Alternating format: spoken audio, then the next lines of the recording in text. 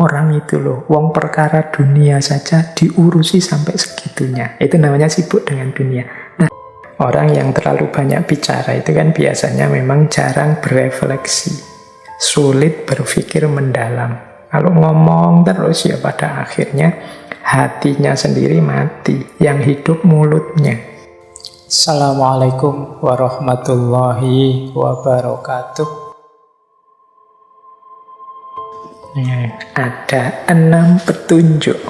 Kalau tadi yang 5 syarat itu berarti untuk membersihkan diri kita dari dosa-dosa, dari maksiat. Kalau dalam dunia tasawuf ini namanya takholli, pembersihan dengan 5 syarat. Sekarang aspek tahalli, 6 petunjuk apa yang harus kita lakukan biar hidup kita ini bermanfaat, berguna. Jadi satu ketika ada seseorang datang meminta nasihat kepada Syekh Ibrahim bin Adham. Jadi dia meminta nasihat begini, wahai Syekh, tolong beri kami wasiat agar kita ini menjalani hidup dengan bermanfaat. Nah, Syekh Ibrahim menjawab 6 hal. Nah ini 6 petunjuk untuk mengisi hidup.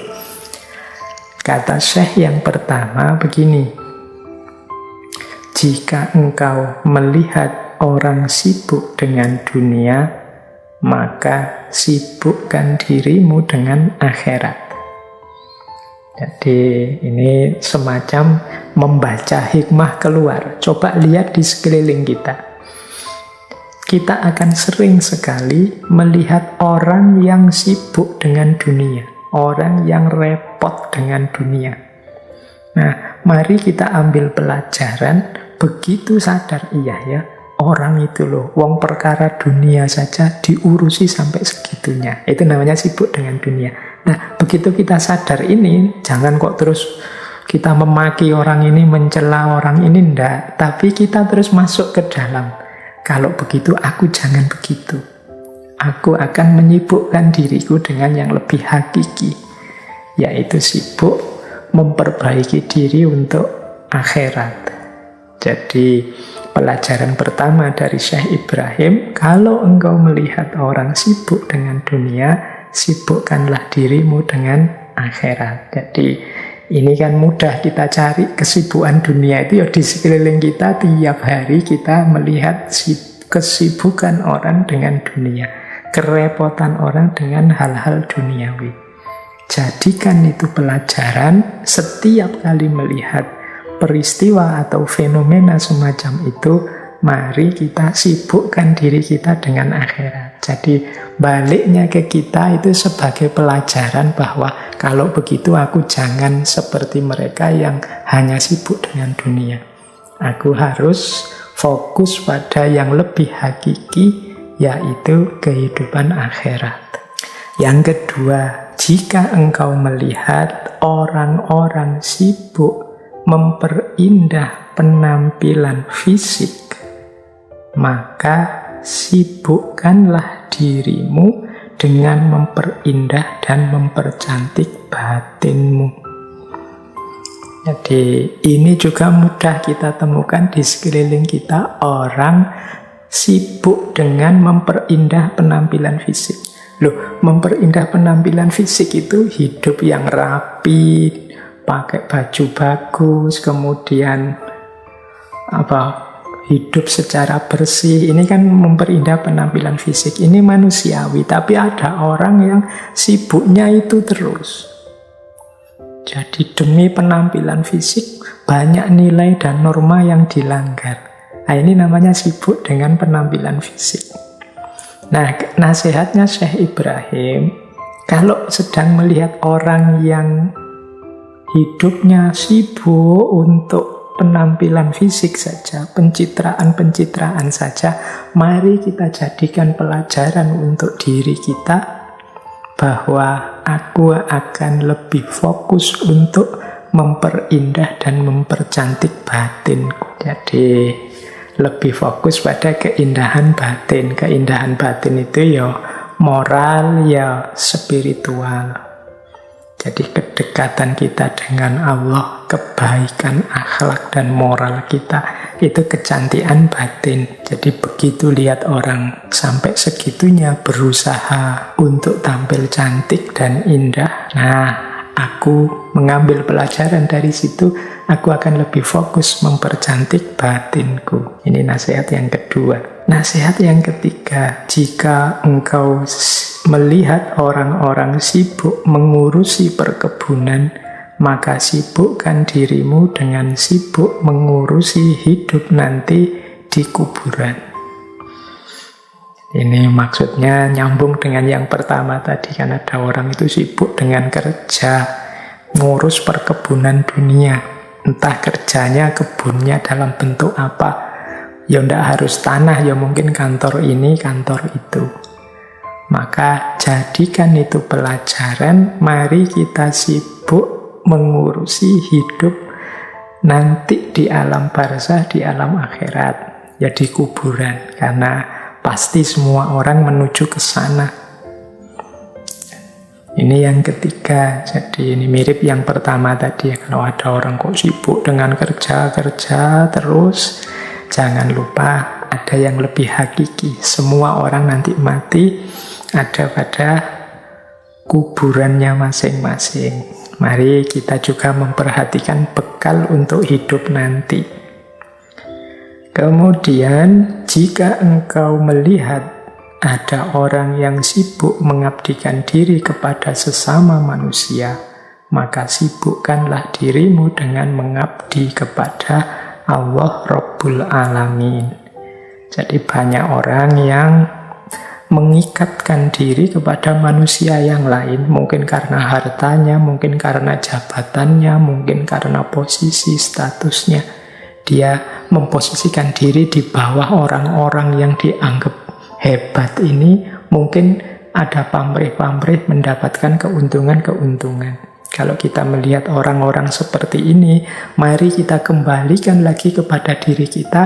Kita berjanji untuk semoga aku tidak seperti itu. Aku akan berusaha mengabdikan diri hanya kepada Allah saja.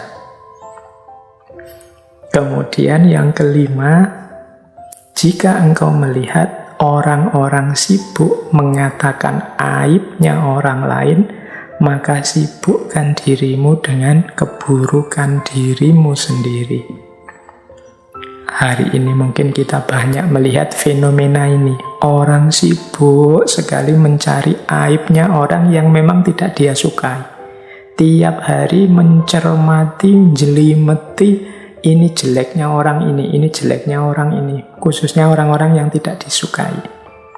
Biasanya terus kita sebel sama orang-orang ini, kita balas dengan menjelek-jelekkan mereka atau orang-orang yang dikagumi oleh mereka.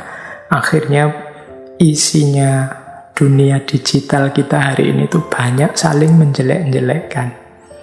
Nah, kalau petunjuknya saya Ibrahim kebalikannya. Mari kita justru sibuk dengan kembali pada diri kita sendiri. Kok begitu lihat, wah ini ada orang menjelek-jelekkan orang lain. Wah, saya jadikan pelajaran, aku harus lebih fokus pada kejelekanku, karena kejelekanku sendiri juga masih banyak.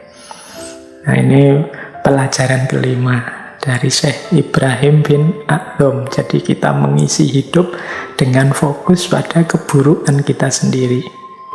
Dan yang terakhir, ini seperti yang nomor 3 tadi. Jadikan kehidupan di dunia ini sebagai taman pertanian yang akan mengantarkan engkau ke kebun akhirat.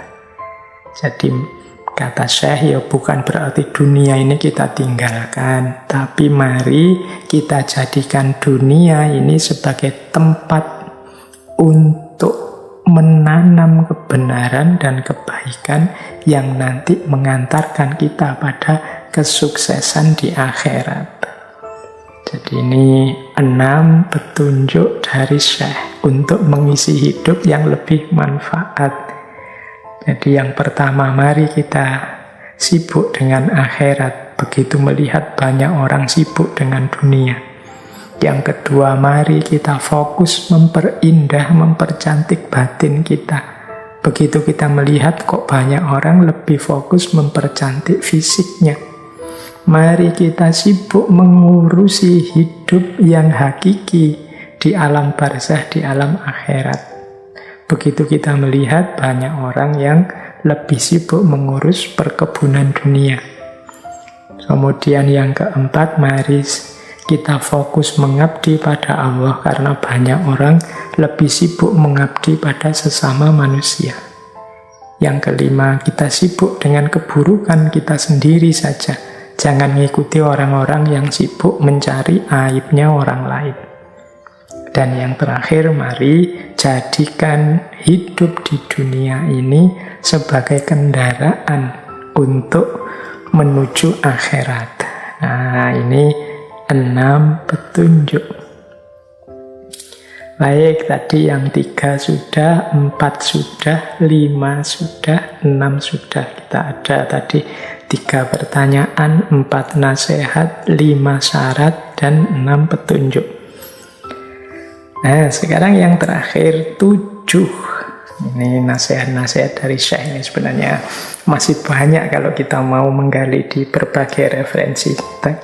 Kita ambil santai-santai saja yang mungkin bisa manfaat untuk hidup kita. 7 wasiat dari Syekh. Ini sebenarnya satu riwayat yang menceritakan pesannya Syekh Ibrahim bin Adham untuk para tamunya. Jadi satu ketika datang banyak tamu ke kediaman beliau, yang tamu-tamu ini minta dinasehati. Akhirnya diberikanlah oleh Syekh Ibrahim bin Adham ini 7 wasiat, 7 pesan untuk tamu-tamunya. Yang pertama, pesannya Syekh Ibrahim begini: Man kathuro kalamuhu fala tatma'u fi yakhdhati qalbihi. Pesannya Syekh, ingat-ingatlah, barang siapa yang banyak omong, banyak bicara, maka jangan berharap bisa hidup hatinya. Jadi terjaga hatinya. Yakdhoh itu terjaga. Jadi man kasuro kalamuhu falatat ma'u fi yakdhoti kolbihi. Barang siapa banyak bicaranya, maka jangan harap bisa bangun hatinya, bisa hidup hatinya. Ya karena orang yang terlalu banyak bicara itu kan biasanya memang jarang berefleksi, sulit berpikir mendalam. Kalau ngomong terus ya pada akhirnya hatinya sendiri mati. Yang hidup mulutnya. Kemudian yang kedua, ya kalau sekarang mulut itu bisa diganti dengan jempolnya. Karena kita ngomong hari ini kan tidak hanya lewat suara tapi juga lewat chat, lewat teks di media sosial. Yang kedua, man kasuro kalamuhu falatat ma'u fi antasila ilaihil hikmah. Barang siapa yang banyak bicaranya, maka jangan harap untuk bisa sampai ke level hikmah. Level hikmah itu mudahnya untuk mengambil pelajaran-pelajaran utama dalam hidup. Ya karena orang sibuk ngomong terus, sibuk komentar terus, tidak ada waktu untuk mencerna kebenaran, mencerna kebaikan. Pada akhirnya dia tidak sampai pada level hikmah. Itu pesan kedua kepada para tamunya. Yang ketiga, man kathura ikhtilatuhu bin nasi falatat ma'u fi nawalihi khalawatal ibadah. Barang siapa yang terlalu banyak pergaulannya dengan manusia, maka jangan harap memperoleh manisnya ibadah. Ini bukan berarti kita dilarang bergaul dengan orang lain. Ya manusia itu makhluk sosial. Pasti dia membutuhkan orang lain, perlu untuk berinteraksi dengan orang lain. Tapi semuanya ada waktunya, ada jatahnya. Jangan terlalu banyak ikhtilat dengan orang lain, yaitu nanti akan berpengaruh pada diri kita. Dan kata Syekh, membuat kita sulit memperoleh manisnya ibadah. Manisnya ibadah itu kan kita peroleh ketika kita bisa merasakan asyiknya bersama Allah. Sementara kalau kita sudah terlalu asyik, terlalu tercampur, terlibat dengan orang lain, ya kita nyamannya ketika ikhtilat dengan orang lain. Ketika kita kholwat dengan Allah, kehilangan rasa akhirnya. Mungkin menurut kita jadi tidak asyik. Asyik itu kalau ada orang lain ngomong bisa saut-sautan dan lain sebagainya. Nah, ini pesan yang ketiga. Yo, memahaminya bukan berarti jangan bergaul, tapi jangan terlalu banyak bergaul.